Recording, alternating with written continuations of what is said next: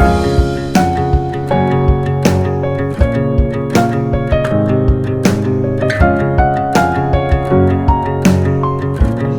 warahmatullahi wabarakatuh. Alhamdulillahirrabbilalamin wa bihi nasta'inu ala umuri dunya waddin wassalatu wassalamu ala asrofil anbiya'i wal mursalin wa ala alihi washabihi ajmain amma ba'du. Ibu-ibu, bapak-bapak yang saya hormati, terima kasih sudah menyempatkan waktu untuk bisa hadir di sini bersama saya dalam aksi nyata mengimplementasikan pemahaman terkait budaya positif yang dapat membantu murid belajar dengan aman dan nyaman sesuai dengan filosofi Ki Hajar Dewantara. Ini adalah aksi nyata program yang saya ikuti, yaitu program pendidikan guru penggerak angkatan 11, dan saya salah satunya dari yang mewakili dari sini untuk bisa sharing informasi, sharing pemahaman tentang bagaimana budaya positif yang akan ada di sekolah bisa diterapkan kita semuanya. Ini adalah profil saya, Ibu Emma Astri Mulyasari MPD, ini adalah fasilitator saya, dan Bu Desita Purwati Sundari, pengajar praktik saya, dan tidak asing lagi itu yang ganteng gitu, Anoka Masa. Terima kasih. Untuk mengawali acara ini ada beberapa susunan acara. Yang pertama pembukaan, yang tadi saya sekaligus buka, yang kedua sambutan, yang ketiga materi, yang keempat umpan balik, dan yang kelima penutup. Untuk acara selanjutnya saya mohon dengan segala hormat kepada Bapak Jenal untuk memberikan sambutannya. Kepadanya dipersilakan.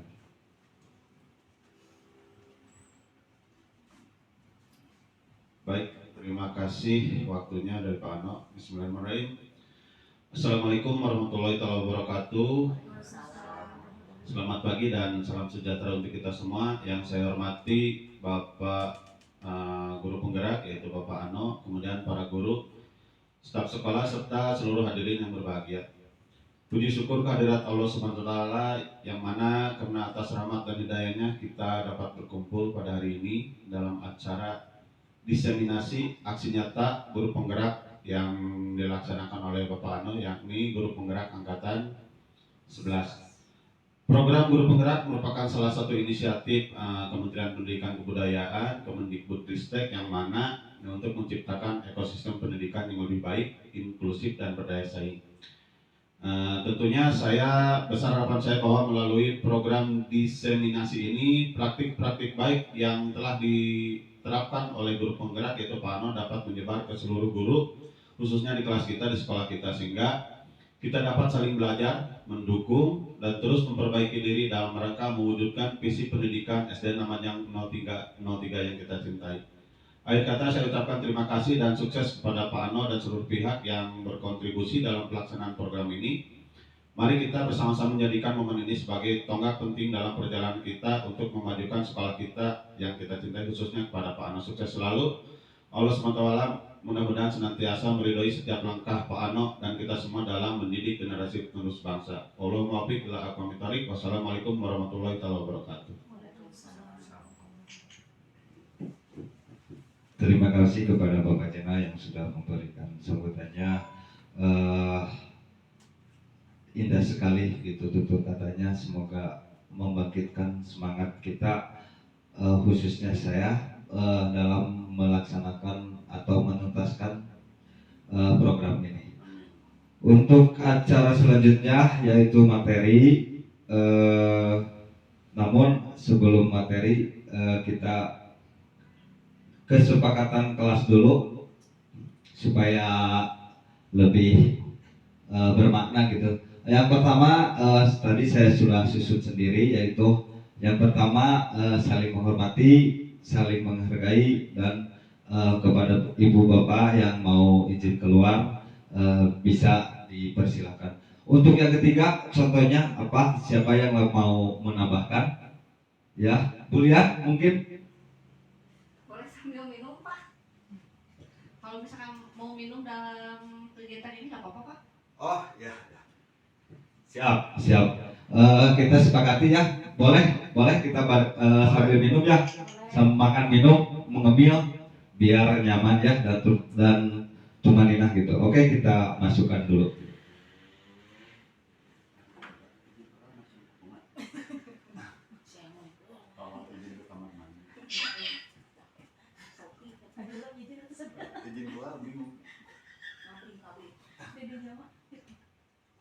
Oke. Terima kasih. Mungkin ini ya, makan minum kita sepakati bisa ya. Oke. Silakan kalau ada bekal boleh dimakan sekarang. Disambil. Karena ini sesinya santai.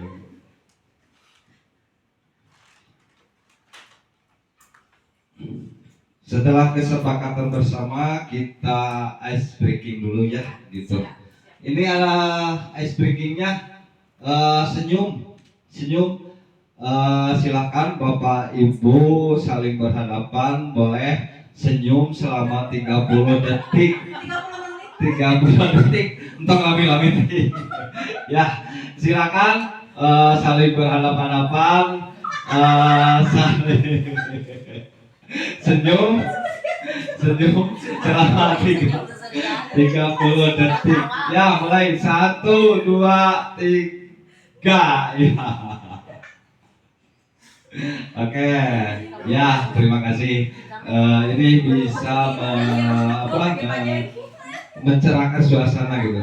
Oke, lanjut kita ke materinya, yaitu yang pertama, konsep untuk budaya positif terdiri dari beberapa bagian, yaitu yang pertama disiplin positif dan nilai-nilai kebajikan universal, teori motivasi, hukuman dan penghargaan, restitusi, keyakinan kelas, kebutuhan dasar manusia dan dunia berkualitas, restitusi 5 posisi kontrol, kemudian restitusi segitiga restitusi.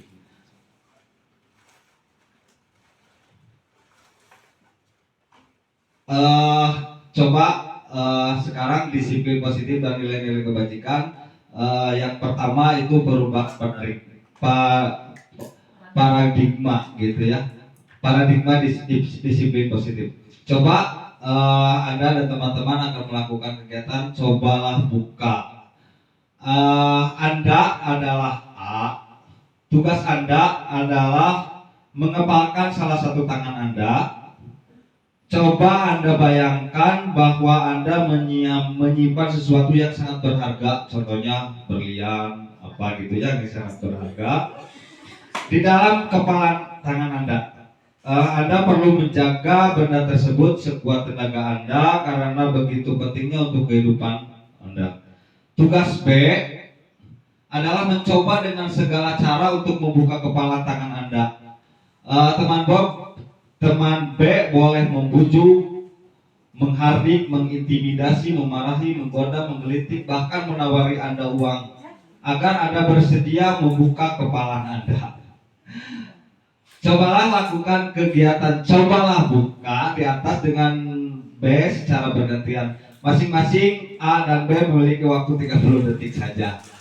Sesudah itu diskusikan kegiatan ini dan coba jawab Anda B. Bandingkan jawaban Anda, apakah berbeda atau sama. Bila mana berbeda, kira-kira mengapa gitunya. Apakah Anda atau B membuka kepala tangan Anda? Mengapa? Apa alasannya B membuka kepala Anda? Apakah Anda B menutup kepala tangan Anda? Mengapa? Apa alasan Anda atau B tetap menutup kepala Anda? Dalam kegiatan ini sesungguhnya siapa yang memegang kendali kontrol untuk membuka atau menutupnya, gitu ya. Bisa dikatakan ini bagaimana kita mengontrol diri, bagaimana kita memegang teguh keyakinan kita tanpa ada godaan dari orang lain. Kalau bahasa Sundanya gegeh gitu ya sama keyakinan kita. Oke, selanjutnya mungkin dari tanggapan yang barusan ada reflektif gitu ya, banyak jawaban. Pertanyaan pertama dan kedua bervariasi antara bersedia membuka dan yang tetap bertahan menutup kepala tangan gitu ya, berpegang teguh sama keyakinan kita. Yang kedua, pertanyaan ketiga, siapakah yang sesungguhnya memegang kontrol, yang menutup kepala tangan atau yang berusaha dengan segala cara untuk membuka kepala tangan rekannya? Jawabannya tentu kita sendiri yang memegang kontrol gitu ya. Jadi kalau ada misalkan sesuatu yang baik, sesuatu yang bisa kita kontrol, bisa yang penting buat kita, kenapa orang lain bisa mengontrol kita? Mungkin bisa dikatakan demikian. Kita menjadi pengendali. Kemudian disiplin positif dan nilai-nilai kebajikan universal, kita mengambil teori kontrol dari Dr. William Glasser.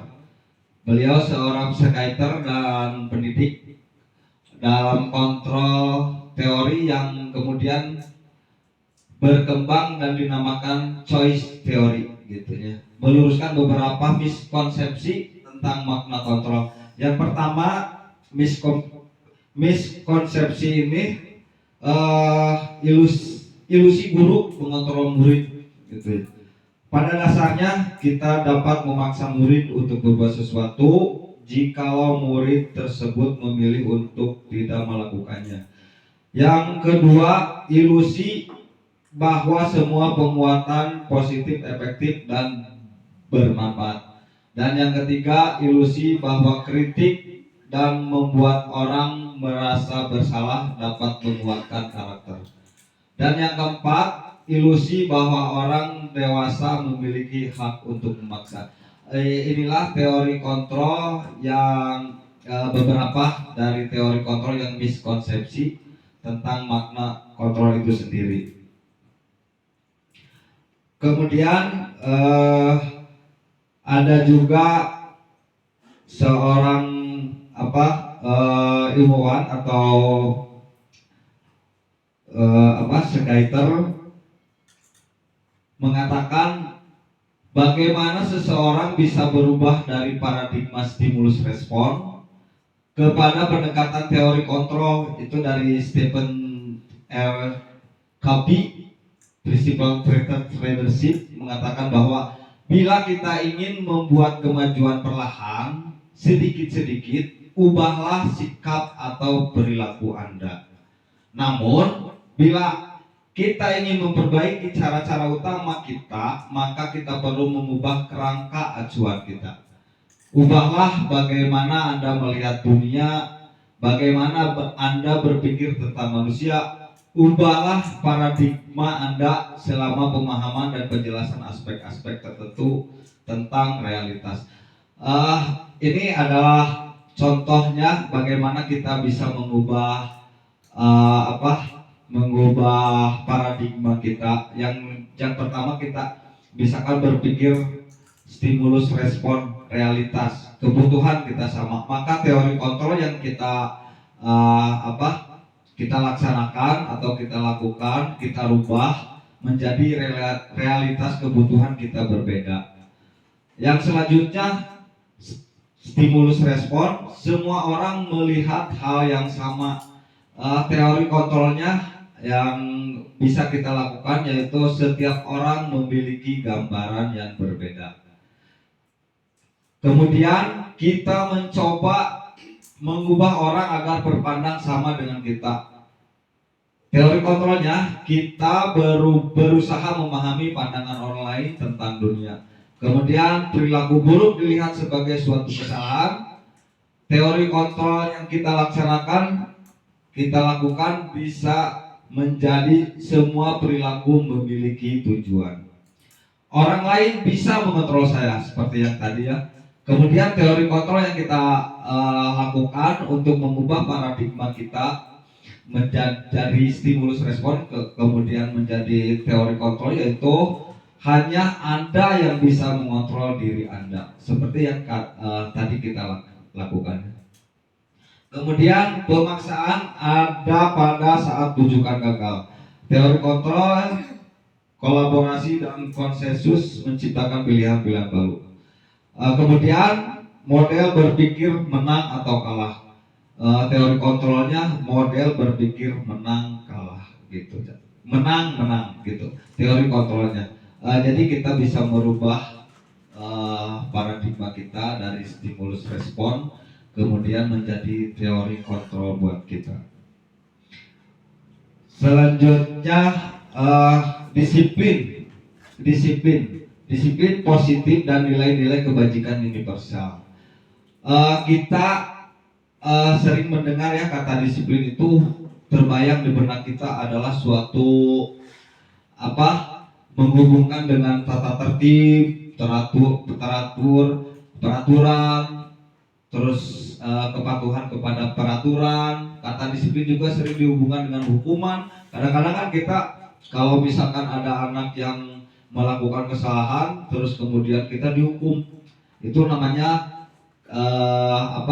kita berasumsi bahwa itu adalah disiplin. Padahal itu sungguh berbeda, karena belajar tentang disiplin positif tidak harus dengan memberikan hukuman, justru itu adalah salah satu alternatif terakhir, dan kalau perlu tidak digunakan sama sekali. Jadi kita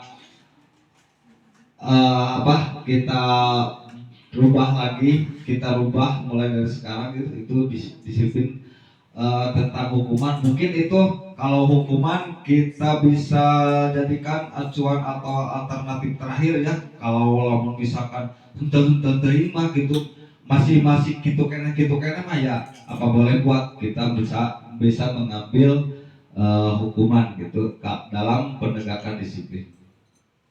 Dalam budaya kita, makna kata disiplin dimaknai menjadi sesuatu yang dilakukan seseorang pada orang lain untuk mendapatkan kepatuhan. Kita cenderung mengubah kata disiplin dengan ketidaknyamanan. Itu yang dirasakan mungkin ya. Kita juga kalau misalkan ada orang lain yang mengatakan misalkan harus disiplin, itu kan kadang-kadang kita juga agak risih gitu ya. Sesuai dengan pemahaman Ki Hajar Dewantara, jadi Bapak pendidikan kita juga jauh-jauh hari sudah mempunyai pendapat yaitu di mana ada kemerdekaan, disitulah harus ada disiplin yang kuat. Sungguh pun disiplin itu bersifat self disiplin, yaitu kita sendiri yang mewajibkan kita dengan sekeras-kerasnya, tetapi itu sama saja. Sebab jikalau kita tidak cakap melakukan self disiplin, wajiblah penguasa lain yang mendisiplinkan diri kita. Dan peraturan demikian itulah harus ada dalam suasana yang merdeka. Kemudian dari Ki Hajar Dewantara juga di situ Ki Hajar Dewantara menyatakan bahwa untuk mencapai kemerdekaan atau dalam konteks pendidikan kita saat ini, untuk menciptakan murid yang merdeka, syarat utamanya adalah harus ada disiplin yang kuat. Disiplin yang dimaksud adalah disiplin diri yang memiliki motivasi internal. Jika kita tidak memiliki motivasi internal, maka kita memerlukan pihak lain untuk mendisiplinkan kita atau motivasi eksternal. Karena berasal dari luar, bukan dari dalam diri kita. Adapun definisi kata merdeka menurut Ki Hajar Dewantara adalah merdeka iku jarwanya, nora mung lepasi pangreh. Begitu kira-kira. Nging uga kuat kuasa amandi priyangga. Jadi kalau bahasa Indonesianya mungkin bisa diartikan demikian. Merdeka itu artinya tidak hanya terlepas dari perintah, akan tetapi juga cakap buat memerintah diri sendiri. Jadi bisa kita simpulkan perintah itu bukan dari orang lain saja, kita juga bisa memerintah diri sendiri. Pemikiran Ki Hajar Dewantara ini sejalan dengan Diane Gossen dalam bukunya Restitution School Discipline tahun 2001. Diane menyatakan bahwa arti dari kata disiplin berasal dari bahasa Latin disciplina yang artinya belajar, tuh kan bahasa Latinnya juga disiplin itu belajar. Kata disiplin juga berasal dari akar kata yang sama dengan disiplin atau murid atau pengikut. Untuk menjadi seorang murid atau pengikut, seseorang harus paham betul alasan mengapa mereka mengikuti suatu aliran atau ajaran tertentu. Sehingga motivasi yang terbangun adalah motivasi intrinsik, bukan ekstrinsik. Dan juga menyatakan bahwa arti asli dari disiplin juga berkonotasi dengan disiplin diri dari murid-murid Socrates dan Plato. Disiplin diri dapat membuat seseorang menggali potensinya menuju kepada sebuah tujuan, sesuatu yang dihargai dan bisa mengontrol, dan bagaimana menguasai diri untuk memilih tindakan yang mengacu pada nilai-nilai yang kita hargai.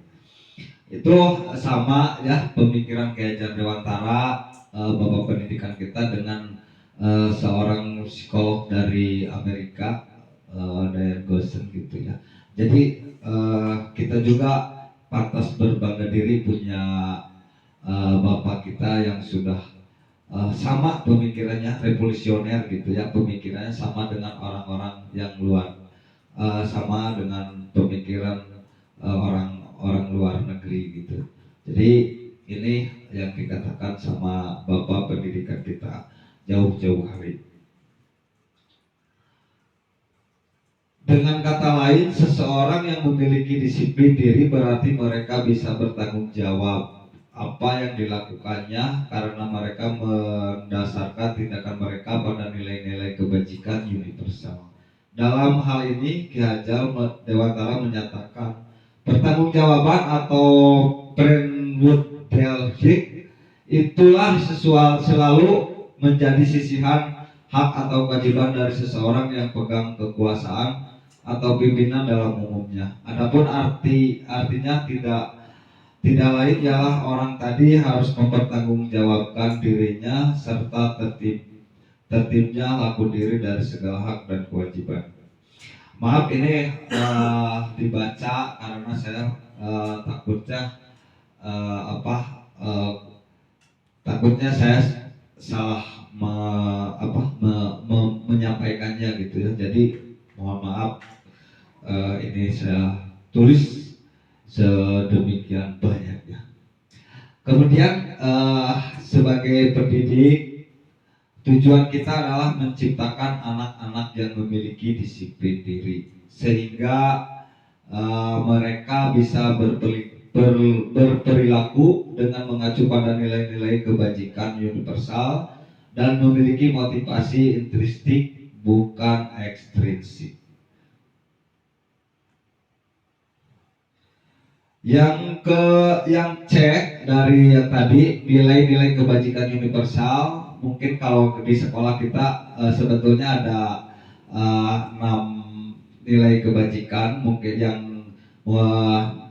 yang saya tulis di sini yang ditampilkan ada 3 sesuai dengan kondisi atau yang sudah dilaksanakan oleh kita semua. Yang pertama yaitu kebajikan universal dari profil pelajar Pancasila. Di sana ada dimensi beriman bertakwa kepada Tuhan Yang Maha Esa dan berakhlak mulia, mandiri, bernalar kritis, berkebinekaan global, bergotong royong dan kreatif.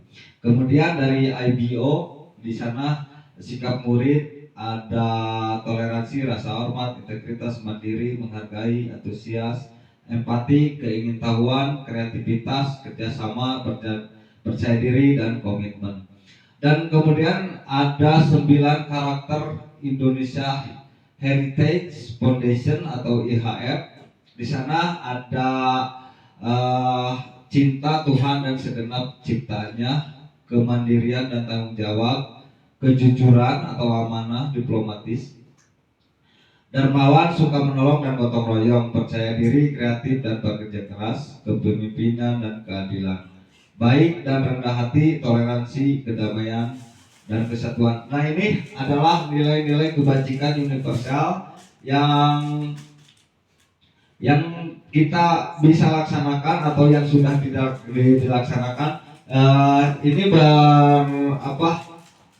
sejalan lurus dengan sekolah kita, yaitu sudah menerapkan kurikulum Merdeka yang tahun kemarin ada kelas 1 dan kelas 4 dan sekarang tahun ajaran baru kita sudah kurikulum Merdeka semuanya ya gitu ya.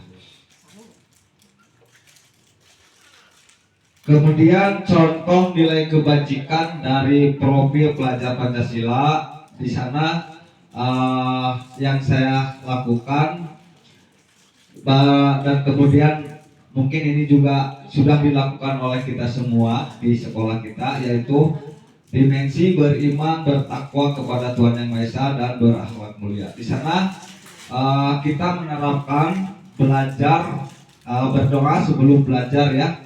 Kemudian sekolah kita juga ada program yang hari Jumat itu sholat duha bareng gitu ya. Sholat duha itu kan mencerminkan kita sudah menjalankan profil pelajar Pancasila dalam dimensi beriman, bertakwa kepada Tuhan Yang Maha Esa dan selanjutnya. Kemudian yang saya pernah lakukan yaitu dimensi mandiri, di mana anak bisa mencari jati dirinya sendiri. Kita sesuai dengan pemahaman Ki Hajar Dewantara bahwa kita itu hanya menuntun, bisanya menuntun anak bagaimana dia bisa mengembangkan potensi dirinya sendiri. Kemudian kita hanya bisa menuntun gitu, sesuai dengan apa yang dia katakan, tanpa ada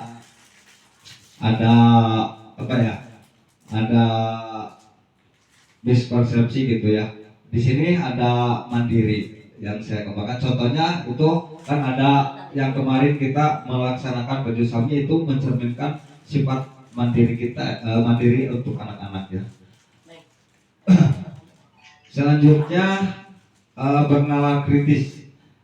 Bernalar kritis jadi anak-anak itu mencari apa yang dia ketahui, kemudian kita mendampinginya. Kita misalkan kan bernalar kritis itu anak-anak merasa ingin tahu apa yang ada di dalam benaknya dalam belajar. Kemudian kita bisa menuntunnya. Apakah kita bisa mencarikan informasi melalui misalkan media, laptop, internet atau perpustakaan. Jadi pengetahuan si anak itu sendiri, kita yang menuntunnya.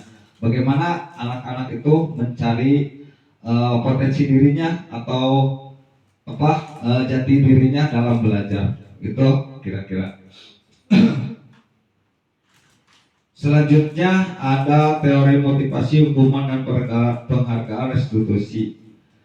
Teori Modiengosen dalam bukunya Restruction School Discipline menyatakan ada 3 motivasi perilaku manusia: motivasi, hukuman, dan penghargaan atau restitusi. Jadi beliau mengatakan dalam teorinya tiga motivasi perilaku manusia, yaitu yang pertama untuk menghindari ketidaknyamanan atau hukuman, yang kedua untuk mendapatkan imbalan atau penghargaan dari orang lain, yang ketiga untuk menjadi orang yang mereka inginkan dan menghargai diri sendiri dengan nilai-nilai yang mereka percaya. Kemudian di sini ada pembedaan. Oh, ini nggak kelihatan ya. Saya coba yang lain. Nah, ini bisa kita bedakan yang mana hukuman, yang mana konsekuensi, dan mana restitusi. Jadi identitas konsekuensi dan restitusi itu bisa dikatakan identitas yang sukses, dan yang hukuman beberapa dikatakan atau ada yang pernah mengalaminya juga identitasnya yang gagal gitu. Contohnya ini kita bisa bedakan kalau hukuman sesuatu yang menyakitkan harus terjadi. Jadi kadang-kadang menyakitkannya hukuman itu misalkan si anak itu harus lari-lari karena kesiangan atau tidak ikut melaksanakan piket atau gimana gitu ya. Kemudian kita diberikan hukuman sesuatu yang yang menyakitkan itu benar-benar yang dirasakan oleh anak-anak. Kemudian konsekuensi itu sesuatu yang harus terjadi. Jadi kita menerapkan tanggung jawab tata tertib, kita yang melaksanakannya, semua orang mematuhinya, dan semua orang kalau misalkan ada sesuatu atau menyalahinya itu bisa kita jadikan acuan ya gitu. Jadi tidak dihukum kalau konsekuensi. Kemudian restitusi perbedaannya merupakan pilihan. Restitusi itu pilihan. Jadi si anak itu ada pilihan, dia itu harus misalkan kalau melakukan kesalahan, apakah dia itu harus terima akibatnya atau bisa berubah dan tidak mengulangi perbuatan yang serupa. Kemudian hukuman juga identitas dengan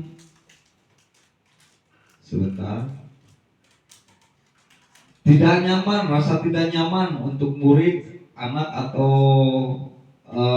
murid ya, untuk jangka waktu panjang. Suka ingat-ingat wae geningnya lamun si anak merasa tersakiti. Coba misalkan dulu Bu Nada pernah mengalami nggak misalkan kena hukuman gitu Bu Nada? Kadang-kadang kan sok keinget wae gitunya, sok teringat sampai kamu dihukum dulu waktu sekolah kan. Ya kan dihukum itu sangat menyakitkan ya. Benar-benar nyeri katanya. Sarang deh inget sampai ayeuna oke, sampai kata gaduh murang kali oke emut itu si hukuman itu ya. Ya. Iya, gitu ya. Tuh, kan jadi trauma gitu ya. Itu kalau kita melakukan hukuman. Kalau kita melaksanakan diganti dengan konsekuensi, mungkin ini agak tidak nyaman juga. Namun ini tidak nyamannya tidak berjangka waktu yang panjang ya, jadi sehari tahun lah gitu. Ya tidak untuk jangka waktu yang pendek. Kemudian kalau restitusi itu menguatkan untuk murid dalam jangka waktu yang panjang. Jadi kalau kita mengambil restitusi ini si anak itu akan menjadi kuat mentalnya ya, karena dia itu sudah melakukan kesalahan, kemudian kita yang restitusi, kemudian si anak itu akan menjadi ingat gitu, akan menjadi suatu pelajaran buat dia. Kemudian hukuman itu korban karena mendapatkan keadilan gitu. Yang konsekuensi korban bisa diabaikan, yang restitusi korban akan mendapatkan ganti gitu ya. Kemudian hukuman itu murid akan tersakiti, yang tadi saya bilang juga. Terus kalau konsekuensi kadang-kadang si anak itu oke, dari pemaparan tadi kita simpulkan bahwa hukuman itu bersifat tidak terencana atau tiba-tiba. Anak-anak atau murid tidak tahu apa yang akan terjadi dan tidak dilibatkan. Hukuman juga bersifat satu arah. Pihak guru yang memberikan, pihak guru saja ya yang memberikan, dan murid hanya meminta suatu hukuman tanpa melalui suatu kesepakatan atau pengarahan dari pihak guru, baik sebelum atau sesudahnya. Kemudian hukuman yang diberikan bisa berupa fisik atau psikis. Murid akan disakiti atau tersakiti ya oleh sesuatu perbuatan atau kata-katanya. Disiplin dalam bentuk konsekuensi ini juga disimpulkan bahwa sudah terencana, konsekuensi itu ya sudah terencana atau sudah disepakati bersama, kemudian sudah dibahas atau disetujui oleh murid dan gurunya. Kemudian umumnya bentuk-bentuk konsekuensi dibuat oleh pihak guru dan muridnya. Jadi sudah ada kesepakatan antara guru dan murid. Kemudian konsekuensi biasanya diberikan berdasarkan suatu data yang umumnya dapat diukur. Misalnya setelah 3 kali tugasnya tidak selesai, maka pada waktu itu waktu yang diberikan, atau murid melakukan kegiatan di luar kegiatan pembelajaran. Itu kesimpulan dari hukuman disiplin dalam bentuk konsekuensi. Ini contoh dari hukuman dan konsekuensi. Kita bisa membedakan ya yang mana konsekuensi, yang mana hukuman. Ini contoh-contohnya. Yang pertama, menggantikan kertas tugas teman-teman yang telah dicoret-coret, itu masuknya ke konsekuensi. Yang kedua, murid diminta bertelanjang kaki sepanjang hari karena tidak menggunakan sepatu warna hitam sesuai peraturan sekolah. Itu adalah hukuman. Yang ketiga, membersihkan coretan yang dibuatnya di meja tulis. Jadi membersihkan coretan di anjunannya ku anak-anak. Kemudian kita di konsekuensinya dia harus membersihkan coretan itu ya. Kemudian mencatat 100 kali di dalam buku kalimat, saya tidak akan terlambat lagi karena terlambat ke sekolah. Dia mencatat karena dia terlambat datang ke sekolah. Kemudian mencatatnya 100 kali lagi gitu ya. Itu adalah hukuman. Kemudian ada teori Alpicon ya, hukuman itu ada juga ya, dihukum oleh penghargaan. Beliau mengatakan saat ini kita berulang kali menjanjikan hadiah kepada anak-anak agar berperilaku bertanggung jawab, atau kepada seseorang murid agar mempelajari sesuatu yang baru, atau kepada seorang karyawan agar melakukan pekerjaan yang berkualitas. Kita sedang berasumsi mereka tidak dapat melakukannya, atau mereka tidak akan memilih untuk melakukannya. Itu dihukum oleh penghargaan menurut Alpicon. Kemudian ada juga Alpicon dalam wawancaranya tahun 1995 mengemukakan baik penghargaan maupun hukuman adalah cara-cara mengontrol perilaku seseorang yang menghancurkan potensi untuk pembelajaran yang sesungguhnya. Beliau berasumsi demikian, dan juga beliau melakukan pengamatan dan melakukan statement bahwa pengaruh dengan melakukan penghargaan akan berpengaruh jangka pendek, itu berpengaruh dalam jangka pendek dan jangka panjang. Kemudian penghargaan itu sebetulnya menurut beliau tidak efektif. Kemudian penghargaan itu merusak hubungan. Untungnya nggak dia dikat ya. Kemudian penghargaan mengurangi ketepatan. Bahkan beliau juga melakukan riset dan ini percobaan kepada sekelompok anak laki-laki, dan hasilnya anak laki-laki yang dibayar membuat lebih banyak kesalahan. Jadi berdasarkan riset hasilnya demikian. Kemudian beliau juga melakukan riset yang kedua, anak-anak diminta mengingat kata-kata tertentu, kemudian mereka diminta mengambil kartu yang berisi kata-kata yang diingat tersebut setiap kali muncul. Beberapa anak diberikan permen setiap mereka memberikan jawaban yang benar, dan sebagian lain hanya diberitahu saja bila jawaban mereka benar. Dan hasilnya anak-anak itu anak-anak yang mendapatkan permen jawabannya banyak yang tidak tepat dibandingkan dengan anak-anak yang diberitahu jawabannya yang benar. Kemudian penghargaan itu menurut beliau menurunkan kualitas.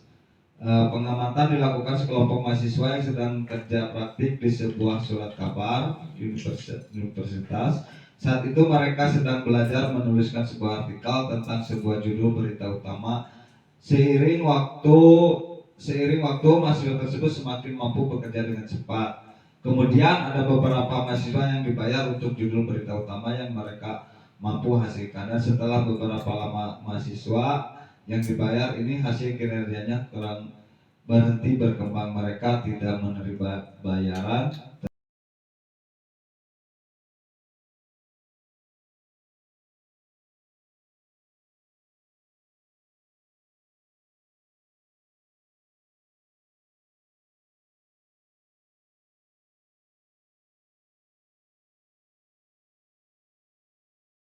Terus berupaya Salam dan bahagia Ibu dan Bapak guru hebat. Untuk membangun budaya sekolah yang positif dengan lingkungan yang aman dan mendukung murid untuk menjadi pribadi yang berdaya, seimbang, dan bahagia, salah satu upaya yang dapat dilakukan oleh guru adalah memahami kebutuhan dasar yang mendasari perilaku murid. Pada video kali ini, kita akan membahas tentang 5 kebutuhan dasar manusia.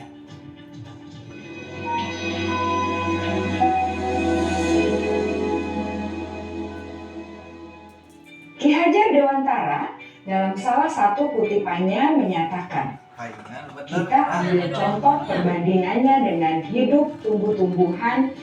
Seorang petani dalam hakikatnya sama kewajibannya dengan seorang pendidik yang menanam padi misalnya. Hanya dapat menuntun tumbuhnya padi. Ia dapat memperbaiki kondisi tanah, memelihara tanaman padi, memberi pupuk dan air, membasmi ulat-ulat atau jamur-jamur yang mengganggu hidup tanaman padi, dan lain sebagainya. Ketika guru memahami kebutuhan apa yang mendasari perilaku murid, dan guru berusaha menuntun dan mendukung murid dalam memenuhi kebutuhannya secara positif, pada hakikatnya guru tersebut ibarat seorang petani yang sedang berusaha memahami kebutuhan masing-masing tanaman, dan ia berusaha memenuhi kebutuhan tanaman tersebut agar dapat tumbuh dengan subur dan maksimal. Dr. William Glasser, seorang psikiater dari Amerika Serikat, menyatakan bahwa seluruh tindakan manusia memiliki tujuan tertentu, yaitu memenuhi kebutuhan dasarnya. Rasa diri menjadi lebih baik.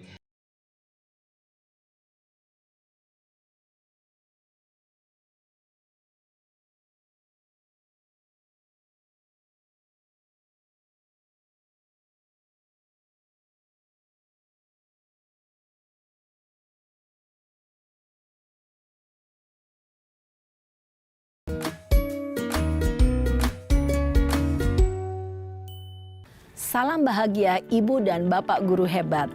Dalam penerapan disiplin positif restitusi, salah satu program yang dikembangkan adalah 5 posisi kontrol. 5 posisi kontrol dalam restitusi adalah proses perjalanan seorang pendidik agar dapat mengenali dirinya.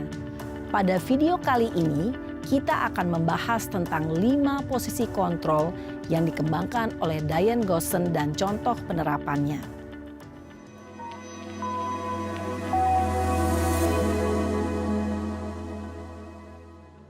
Lima posisi kontrol itu adalah 1. Posisi penghukum.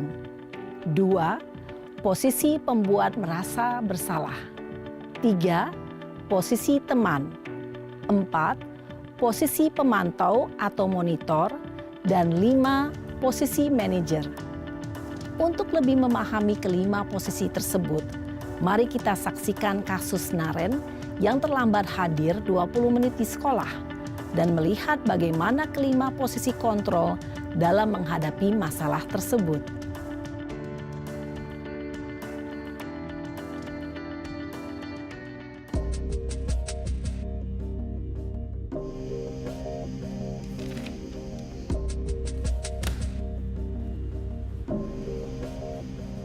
Naren!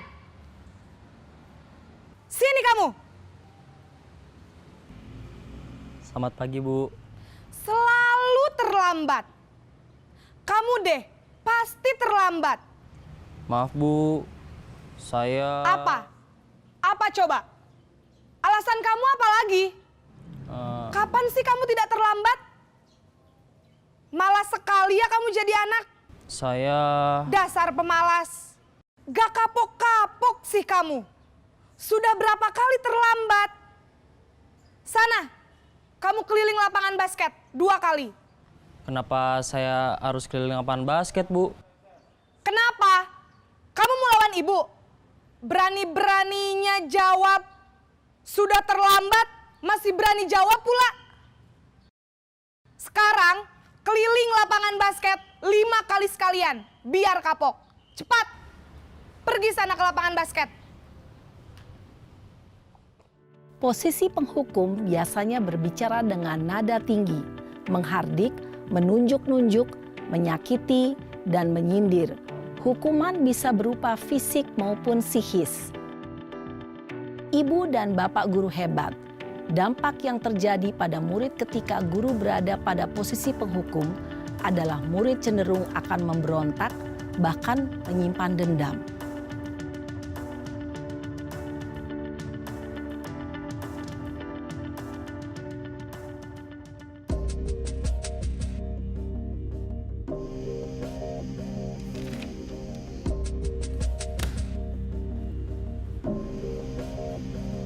Naren!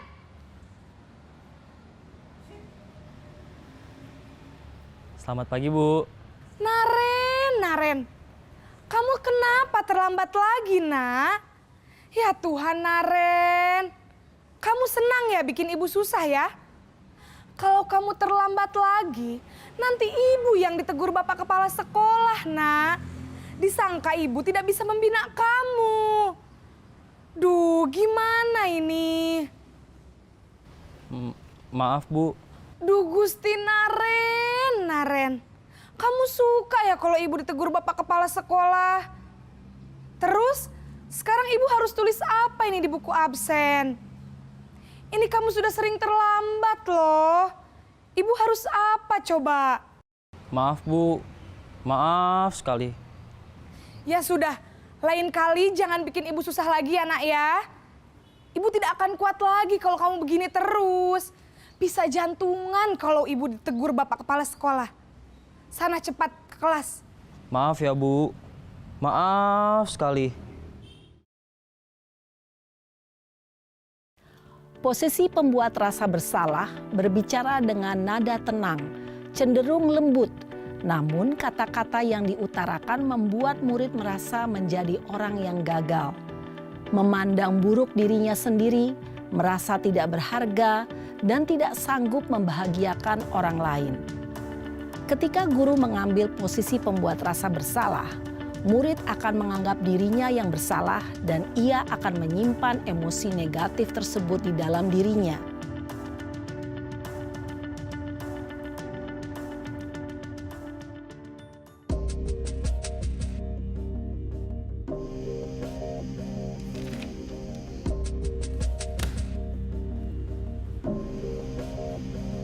Naren!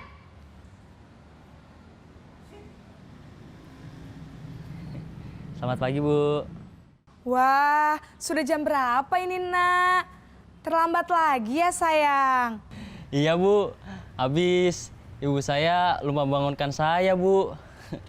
Kamu malah menyalahkan ibu kamu. Kamu bukannya anak yang larinya paling kenceng. Kok terlambat sih? Iya, Bu. Saya memang terlambat bangun tadi. Jadi, biarpun saya lari kencang, tetap gak kekejar, Bu. Ya sudah sana, nanti lain kali larinya lebih kenceng lagi ya. Biar gak terlambat lagi. Bikin seneng ibu, demi ibu. Bisa kan? Bisa lah, Bu. Ya sudah sana masuk kelas. Ibu beresin urusan absen kamu. Kamu ini ada-ada saja. Dalam posisi teman, guru berbicara dengan nada suara ramah, akrab, cenderung bersenda gurau untuk menjaga suasana tetap santai. Murid akan merasa senang, aman, dan akrab dengan guru. Identitas yang tercipta adalah identitas sukses atau berhasil. Namun, perlu diingat, karena ini masih dorongan eksternal, maka ada faktor ketergantungan dari murid kepada orang tertentu. Di sini, guru absennya, sehingga di lain waktu, murid bisa berperilaku baik, namun hanya kepada orang-orang tertentu saja.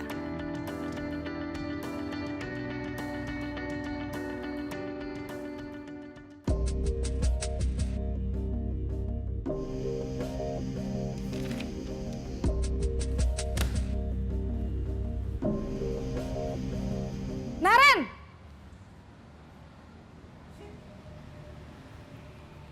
Selamat pagi, Bu. Naren, apa peraturan sekolah kita tentang jam berapa kita harus masuk sekolah, Nak? Kita harus di sekolah jam 7, Bu. Iya, betul. Sekarang sudah jam 7.20. Naren sudah tahu konsekuensinya jika terlambat hadir. Paham, Bu. Saya harus tinggal kelas pas jam istirahat selama 20 menit. Iya, benar. Konsekuensinya demikian. Jadi nanti jam 9.30 pas istirahat, kamu harus tinggal di kelas, kerjakan tugas tambahan untuk ketertinggalan kamu, ya? Baik, Bu. Posisi pemantau mengandalkan penghitungan atau data untuk mengontrol murid. Guru mengarahkan murid berdasarkan peraturan dan konsekuensi. Seorang pemantau menunjukkan bahasa tubuh dan ekspresi wajah yang datar dan cenderung formal.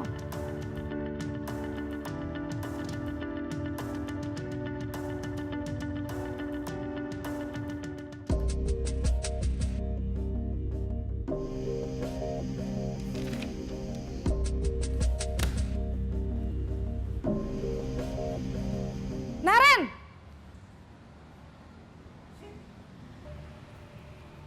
Selamat pagi, Bu. Selamat pagi, Naren. Maaf, Bu. Saya terlambat. Iya, sekolah masuknya jam 7, sekarang sudah jam 7.20. Jadi sekarang bagaimana ini, Naren? Maaf, Bu. Saya lupa setel alarm saya semalam. Baiklah, menurut kamu, keyakinan sekolah yang mana yang perlu kamu tingkatkan?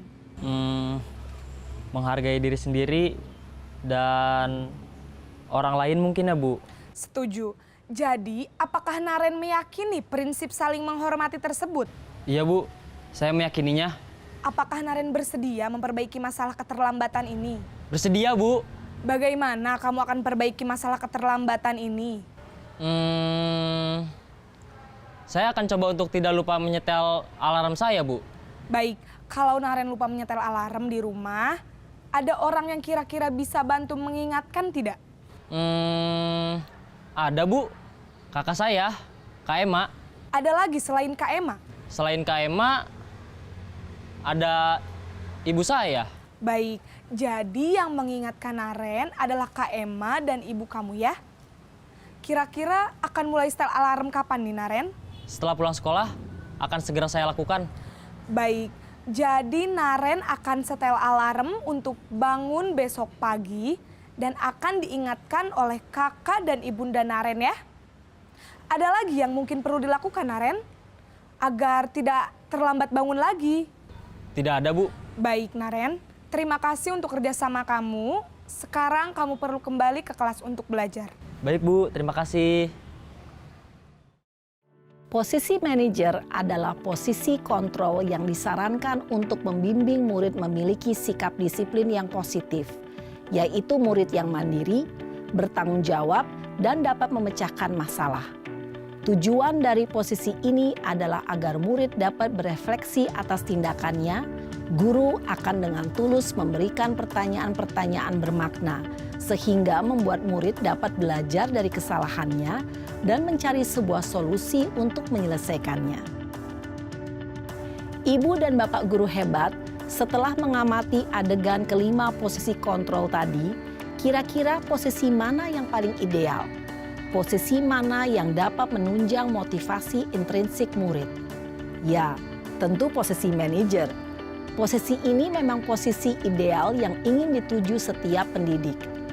Pada posisi inilah, guru dapat menerapkan disiplin positif yang berpihak pada murid, yang memerdekakan murid.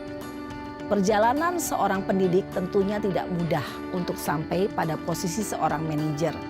Namun, tujuan kita pasti, yaitu menciptakan murid-murid yang mandiri, merdeka, dan bertanggung jawab. Semoga penggambaran 5 posisi kontrol yang telah diperlihatkan ini dapat menjadi ajang refleksi bagi kita semua, agar dapat terus mengasah dan menerapkan disiplin positif yang memerdekakan murid. Mari terus berlatih dan bersemangat. Selamat menerapkan. Salam dan bahagia, Ibu dan Bapak Guru hebat.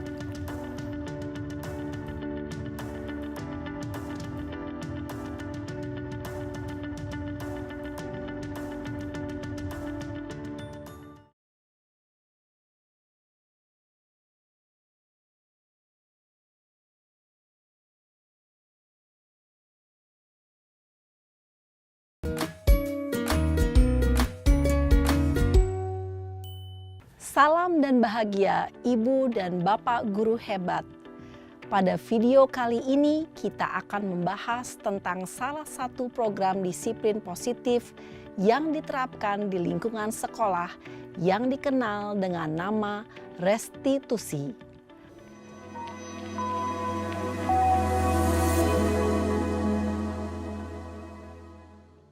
Restitusi dikembangkan oleh pakar pendidikan Diane Gosson, berlandaskan pada teori kontrol Dr. William Glasser. Segitiga restitusi adalah suatu proses dialog yang dijalankan oleh guru atau orang tua agar dapat menghasilkan murid yang mandiri dan bertanggung jawab. Pada saat guru di posisi manajer, aspek yang dikembangkan pada murid adalah motivasi intrinsik, sehingga penanaman nilai-nilai kebajikan dapat tumbuh dan berkembang menjadi suatu kebiasaan positif yang akhirnya membentuk karakter murid. Proses dialog ini terdiri dari 3 langkah yang digambarkan pada ketiga sisi pada segitiga restitusi. Sisi pertama adalah menstabilkan identitas. Sisi yang kedua adalah validasi tindakan yang salah. Dan sisi yang ketiga adalah menanyakan keyakinan. Ibu dan Bapak Guru, berikut ini akan ditunjukkan bagaimana seorang guru berada dalam posisi manajer menggunakan penerapan segitiga restitusi.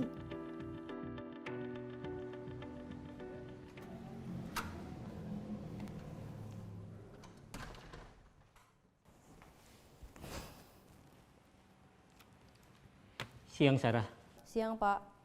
Sudah lama nggak ketemu Sarah. Kenapa hari ini ada di sini? Kesel Pak, kesel banget. Masa aku dikatain tukang fitnah Pak? Ya aku marah lah. Aku balik ngatain Eka di depan kelas. Kesel banget. Oh begitu. Ya pasti kamu marah dan kesal. Bapak juga akan marah apabila ada yang menuduh Bapak seperti itu. Kemudian pada saat itu kamu mau melakukan apa? Ya saya langsung ngatain Eka lah Pak. Kesel banget. Saya bentak-bentak dia depan teman-teman lain. Oh begitu. Pasti kamu melakukan seperti itu karena suatu alasan tertentu bukan? Iyalah, masa saya diam saja Pak? Ya saya bela diri lah. Masa saya dituduh tukang fitnah? Ya wajar lah. Mempertahankan harga diri itu sesuatu yang penting buat kamu. Untung kamu tidak bertindak lebih gegabah lagi. Hanya membentak-bentak. Iya Pak. Untung saya masih bersabar dan hanya membentak saja. Sudah gemes padahal. Saya pasti bela diri lah. Ya pasti ya. Tapi kamu memilih untuk tetap bertahan dan bersabar. Kamu memilih untuk tidak berbuat lebih parah lagi bukan? Iya. Nah, sekarang coba kita lihat lagi tindakan kamu yang bentak-bentak Eka di kelas. Tindakan kamu itu kira-kira sesuai dengan keyakinan kelas atau prinsip kamu tidak? Enggak lah Pak. Capek Pak jadi pemarah. Jadi keyakinan atau prinsip mana yang kurang sesuai dengan keinginan kamu? Ya, saya sebenarnya sangat menghargai orang lain. Mungkin saat itu saya menjadi emosi. Jadi tidak menunjukkan sikap itu. Kamu meyakini tidak? Menghargai orang lain itu penting buat kamu. Yakinlah Pak. Iya, setuju. Kita harus saling menghargai. Namun, ada juga keyakinan yang kita sepakati yang perlu kita jalankan apabila kita sedang marah, bukan? Ya saya bisa lebih proaktif. Mulai dengan diri sendiri. Saya bisa jadi lebih bersabar, mengambil waktu jeda untuk berpikir mau apa selanjutnya. Kira-kira kamu bersedia memperbaiki masalah ini tidak? Bersedia Pak. Kalau kamu memperbaiki masalah ini, kamu akan menjadi orang seperti apa? Saya akan menjadi orang yang bertanggung jawab kali ya Pak. Dan senantiasa proaktif. Iya, menurut kamu bagaimana rasanya menjadi orang seperti itu? Ya nyaman lah, bangga bisa bersabar dan menahan diri. Baiklah kalau begitu. Yuk kita pikirkan bagaimana memperbaiki masalah ini.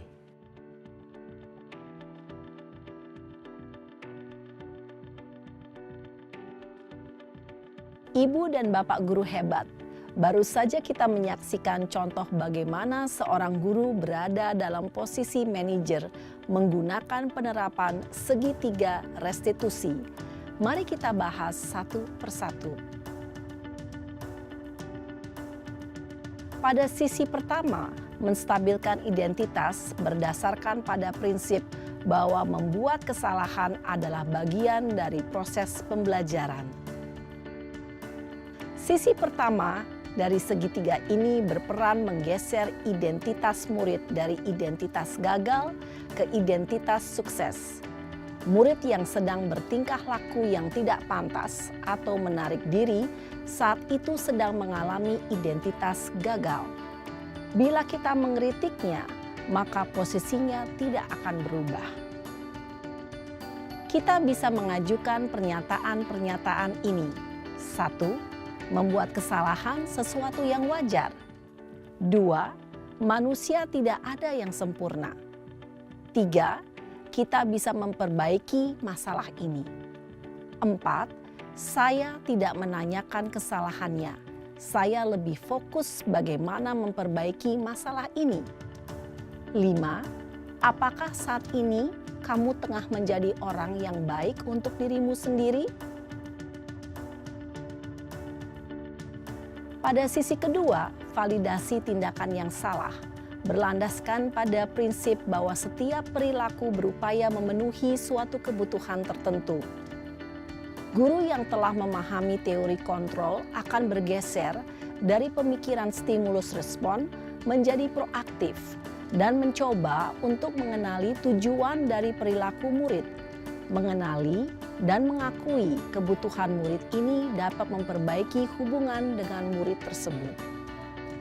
Pernyataan atau pertanyaan bisa disampaikan dengan nada suara tidak menghakimi atau memojokkan, sehingga dapat mengembalikan murid pada posisi positif.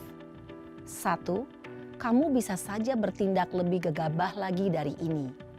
2. Kamu bukan melakukannya tanpa suatu alasan tertentu. 3. kamu melakukannya karena mempertahankan sesuatu yang penting bagimu. 4. Mungkin kamu bisa mempelajari suatu perilaku baru yang lebih efektif. Bersediakah kamu mempelajarinya? Selanjutnya, kita akan simak sisi terakhir, yaitu menanyakan keyakinan. Teori kontrol menyatakan bahwa pada dasarnya kita termotivasi secara intrinsik. Pada saat perilaku yang salah telah divalidasi dan identitas sukses telah stabil, maka murid telah siap mengaitkan keyakinan-keyakinannya dengan tindakannya yang salah dan pemikirannya telah bergeser ingin menjadi orang yang dituju. Pertanyaan-pertanyaan ini dapat mengaitkan keyakinan-keyakinan yang dianut murid. 1. Sebagai keluarga atau kelas, apa yang kita yakini? 2. Nilai-nilai apa yang telah kita sepakati? 3. Seperti apa gambaran sebuah kelas yang ideal bagi kamu? 4. Kamu ingin menjadi orang seperti apa?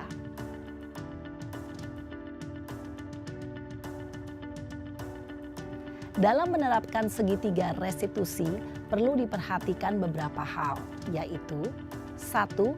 Perilaku yang salah perlu dikaitkan dengan nilai-nilai atau keyakinan-keyakinan yang telah disepakati atau dituju.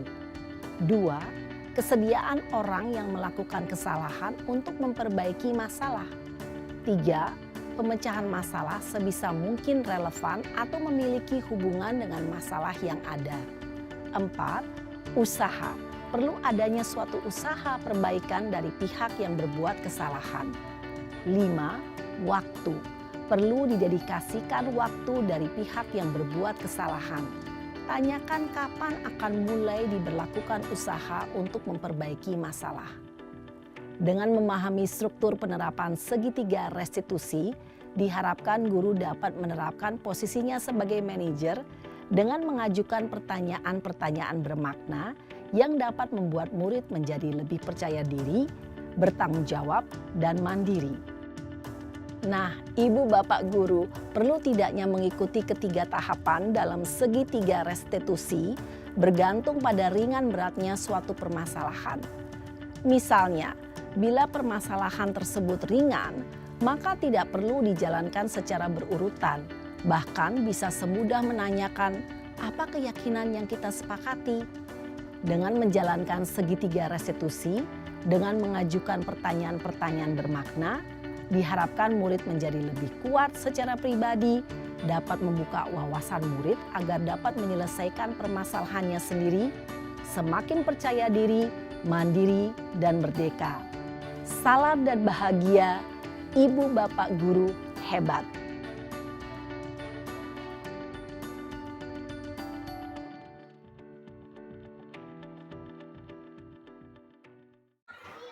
Pan, Ya, Bapak dengar, Bapak mendapatkan telepon dari om kamu bahwasannya kamu itu suka main game dan lupa waktu.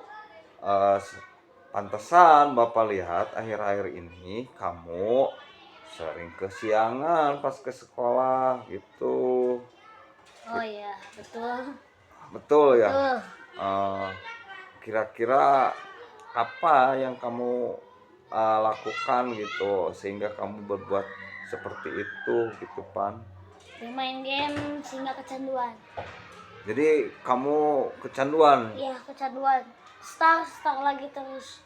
Tapi kan sebelumnya coba-coba dulu ya. Awalnya coba-coba dulu jadi menjadi kecanduan. Oh iya. Ya apa-apa, semua orang juga Pan bisa melakukan kesalahan gitu ya. Jangankan apaan, Bapak juga ada pasti suatu waktu mendapat berbuat salah. Tapi kita bisa memperbaikinya gitu ya Pan ya. Yeah. Oh iya, kita kaitkan lagi. Kira-kira menurut kamu kan kita sudah membuat kesepakatan bersama di kelas. Kira-kira kamu telah melanggar aturan apa yang menjadi kesepakatan kelas kita. Tidak datang tepat waktu. Datang ke sekolah tidak tepat waktu. Ya, Kesiangan. jadi kesiangan ya. Ya, keterlambatan. Itu kan sudah ada kesepakatan di kelasnya bahwa kita harus datang belajar Tepat waktu. tepat waktu ya. Ya, sudah melanggar tata tertib sekolah. Mudah-mudahan ya tidak bisa mengubah sifat Apan yang seperti itu yang Amin. tidak baik. Terus Apan bisa kembali lagi ke sekolah dengan seperti biasa, datang tepat waktu ya Pan ya. Ya. Mudah-mudahan ya. Apan tidak akan mengulangi lagi ya. Tidak akan. Ya, mudah-mudahan ya Pan ya. Ya. Ya, terima kasih ya Pan sudah Bapak konfirmasi ke sini. Apan sudah mengakui kesalahan. Semoga Apan bisa lebih baik lagi Ya. di masa yang akan datang ya. Ya. Apalagi sekarang kan baru aja masuk ke sekolah lagi ya. Ya. Mudah-mudahan Apan bisa ya Ya. nanti. Terima kasih ya Pan ya. Ya, sama-sama.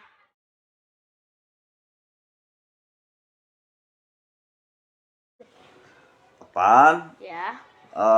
Waktu tadi pelajaran Bapak, kamu dilihat oleh Bapak, kamu tidak konsentrasi belajarnya, malah tidur-tiduran, terus kesana kemari gitu ya.